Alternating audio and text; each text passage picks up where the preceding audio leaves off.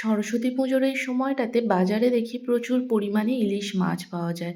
আমাদের বাড়িতে যদিও এই ইলিশ মাছ নিয়ে কোনো নিয়ম নেই, তবুও যেহেতু এই সময়টাতে কয়েকদিন দেখছি বাজারে প্রচুর মাছ উঠেছে, তাই সেখান থেকে মাঝারি সাইজের একটি মাছ নিয়েছি। আর মাছটি কাটিয়ে এনেছি, তারপর ভালো করে ধুয়ে পরিষ্কার করে নিয়েছি। আর শীতের সবজি ফুলকপি দিয়ে ইলিশ মাছের ঝোল বানাবো। সুপর্ণা স্ত্রীর রান্নাঘরের সব্বাইকে অনেক অনেক স্বাগত জানিয়ে আজকে ভিডিওটি শুরু করছি। মাছটি কেটে ধুয়ে পরিষ্কার করে একটি থালার মধ্যে প্রথমে নুন আর হলুদের গুঁড়ো খুব ভালো করে মিশিয়ে নেব। মাছটি আজকে বাজার থেকেই কাটিয়ে এনেছিলাম, খুব ভালো করে ধুয়ে নিয়েছি। তারপর একটি থালার মধ্যে নুন আর হলুদের গুঁড়ো খুব ভালোভাবে মিশিয়ে নিয়েছি। তারপর ফুলকপি কেটে নেব।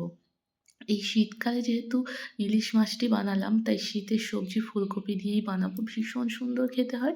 ফুলকপিগুলি কেটে নিয়েছি, আর সব ফুলকপি দিইনি, অর্ধেকটা দিয়েছি। আর একটা আলুও নিয়েছি। আলুগুলো একটু লম্বা লম্বা করে দেবো। আলুটা যদি পছন্দ করেন খেতে তাহলে ব্যবহার করতে পারেন, না হলে শুধুমাত্র ফুলকপি দিয়েও এই ঝোলটা ভীষণ ভালো হয়। ফুলকপিগুলি মিডিয়াম সাইজ করে রেখে সবগুলি আলু ফুলকপি ধুয়ে নিয়েছি। তারপর মশলা বানিয়ে নেব। এক টুকরো খুব সামান্য পরিমাণে আদা নিয়েছি, 1 টেবিল চামচ পোস্ত আর 1 টেবিল চামচ সর্ষে, কালো সর্ষে খুব ভালো করে শিলের মধ্যে একদম মিহি করে বেটে নেব। এছাড়াও কিছু মশলা নেব, ওই কালো জিরে, শুকনো লঙ্কা। প্রথমেই মশলাটা বাটা হয়ে গেলে কড়াইটি গরম করতে দিয়ে দেবো। কড়াই গরম হয়ে গেলে তার মধ্যে কিছুটা পরিমাণে জল দিয়ে জলটি একটু গরম করে নেব। এতে ফুলকপিটি একটু নুন দিয়ে কিছুক্ষণ ভিজিয়ে রাখবো। তারপর কড়াইতে তেল দিয়ে দেবো, বেশ কিছুটা পরিমাণ তেল দিয়ে দেবো। তেলটি যখন গরম হয়ে যাবে, তাতে নুন হলুদ মিশিয়ে রাখা মাছগুলি তেলের মধ্যে দিয়ে দেবো। ইলিশ মাছের এই সিজনটাতে দেখেছি অনেকের বাড়িতেই সরস্বতী পুজোর নিয়ম আছে যে বাড়িতে ইলিশ মাছ বানানো হয়। আমাদের বাড়িতে সেরকম কোনো নিয়ম নেই, তবু এই সময়টাতে শীতের সবজি দিয়ে এই ইলিশ মাছ বানানো হয়ে থাকে, তাই সেটি আপনাদের সাথে শেয়ার করলাম। মাছগুলি খুব বেশি ভাজবো না, একটা পিঠ হালকা লাল হয়ে গেলে অন্য পিঠটা উল্টে নেব। একদম হালকা করে মাছগুলি ভাজবো। আর বেশি মাছটা ভাজলে এই ঝোলের মধ্যে ভালো লাগবে না, ওই নরম করেই মাছটি ভাজবো। মাছগুলি অন্য পিঠটা উল্টে নিয়ে বাকি যে পিসটা ছিল, ওই লেজা আর আরেক পিস, মোটামুটি আমি 6 পিস মতো মাছ নিয়েছি। মাছগুলি ভালো করে ভেজে নেব।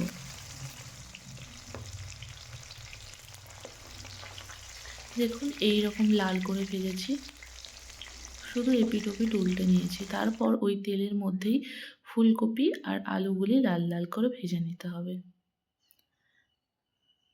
ফুলকপির নিজস্ব একটা ফ্লেভার থাকে, আর এই ইলিশ মাছের, দুটো মিলিয়ে এই তরকারিটা কিন্তু খেতে ভীষণ ভালো হয়। খুব বেশি পাতলা কিংবা খুব বেশি মোটা ঝোল না, একদম মিডিয়াম একটু ঝোল হয়, আর খেতে ভীষণ সুন্দর হয়। ফুলকপিগুলি দেখুন এরকম লাল করে ভেজে তুলে নিয়েছি। ফুলকপি আলু দুটোই একসাথে ভেজে নিয়েছি। এবার ওই তেলের মধ্যেই কিছু গোটা মশলা দিয়ে দিচ্ছি ফোড়নে। শুকনো লঙ্কা দুটো মাঝখান থেকে কেটে দিয়ে দেবো। এছাড়াও দেবো কালো জিরে। ইলিশ মাছ মানে কালো জিরেই ফোড়নে বেশিরভাগ দেওয়া হয়। এছাড়াও কাঁচা লঙ্কা, আর দিয়ে দেবো 4টে গোটা এলাচ। এই মশলাটি কয়েক সেকেন্ড তেলের মধ্যে একটু নাড়াচাড়া করে নেব। এই যে ফ্লেভারটা আসে ভীষণ সুন্দর হয়। আর তারপর যে মশলাটি বেটে রেখেছিলাম সেটি দিয়ে দেব। আদা, পোস্ত আর সর্ষে মশলাটি দিয়ে কয়েক মিনিট তেলের মধ্যে একটু নাড়াচাড়া করব। আর ওই মশলার বাটিতে সামান্য পরিমাণে একটু জল নিয়ে মশলার মধ্যে দিয়ে দেব। খুব বেশি সময়টাতে মশলাটা কষাবো না, সর্ষে বাটা যেহেতু দেওয়া আছে মশলাটি তেতো হয়ে যাবে। তারপর দিয়ে দেব সামান্য পরিমাণে নুন আর হলুদের গুঁড়ো, আর খুব সামান্য পরিমাণে দিয়ে দেব ঝালের গুঁড়ো। দিয়ে উনুনের আঁচটি কিন্তু একদম কমিয়ে রেখেছিলাম। তারপর মশলাটি মোটামুটি ভালোভাবে কষিয়ে নেব। মশলাটি কষানো হয়ে গেলে আগে থেকে ভেজে রাখা ফুলকপি আর আলু দিয়ে দেব। দিয়ে মশলার সাথে খুব ভালোভাবে মিশিয়ে নেব। তারপর জল দিয়ে দেব। এখানে আমি খুব বেশি ঝোল রাখবো না, আর খুব কমও রাখবো না, ওই 1 গ্লাস মতো জল ব্যবহার করেছি। জলটি ফুটে উঠলে আগে থেকে ভেজে রাখা মাছগুলি দিয়ে দেবো ঝোলের মধ্যে। মাছগুলি দিয়ে ঢাকা দিয়ে রাখবো, আর এই সময় উনুনের আঁচটি মিডিয়াম রেখে দেব। ঢাকা দিয়ে ওই ইলিশ মাছটি 7 থেকে 8 মিনিট মতো ঢাকা দিয়ে রাখবো, কারণ ইলিশ মাছ এমনিতেই নরম হয় আর ফুলকপি আলুগুলো আগে থেকে ভেজে নিয়েছি, তাই খুব বেশি একটা টাইম লাগবে না। তারপর ঢাকাটি খুলে উপর থেকে কয়েকটা কাঁচা লঙ্কা চিড়ে দিয়ে দেব। ঝালটা আপনারা আপনাদের মতো ব্যবহার করবেন। তারপর কাঁচা লঙ্কা দিয়ে নামিয়ে নেব। তৈরি হয়ে গেছে শীতের সবজি ফুলকপি দিয়ে দারুণ স্বাদের এই ইলিশ মাছের ঝোল। আপনারা অবশ্যই এটি একবার বাড়িতে বানিয়ে দেখতে পারেন। আর আমার ভিডিওটি যদি ভালো লেগে থাকে অবশ্যই একটি লাইক দিয়ে দেবেন।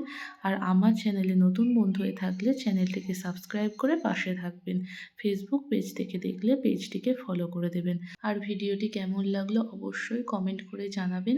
দেখা হচ্ছে আপনাদের সাথে পরের কোনো ভিডিওতে।